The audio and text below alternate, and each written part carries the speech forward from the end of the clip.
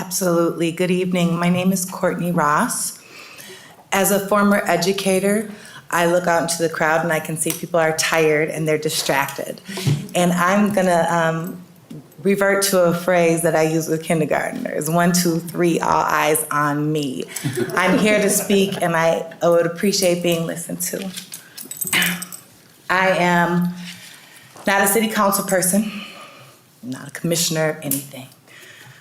I am George Floyd's fiance. I sit here before you as a representative of the hundreds of families who have lost loved ones to police violence in our state. I also sit here before you as a white woman who has experienced privilege my entire life because of my skin color. A privilege that the love of my life, Floyd, never knew. In fact, as the report from the Human Rights Department showed, Floyd was murdered because of his black skin. As my dear friend and founder of Family Supporting Families Against Police Violence often says, George Floyd is the face of hundreds of black men murdered in the state of Minnesota in the past few decades, including St. Paul, Brooklyn Center, where my former student, Dante Wright, was murdered by the police, and also Falcon Heights. And like Floyd is the face of hundreds of black men murdered by the police, the Minneapolis Police Department is a reflection of all the other police departments across the across the state of Minnesota and the United States. Police departments that act out of racial bias and discrimination and have been allowed to hurt our communities for years.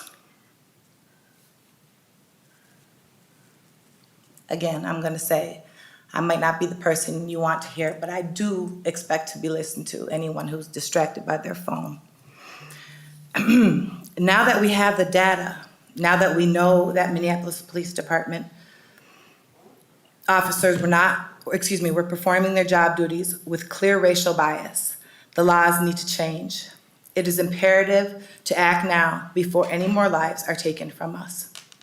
We need acts that have been presented to all of you, such as the Justin Tigan Act, to become law.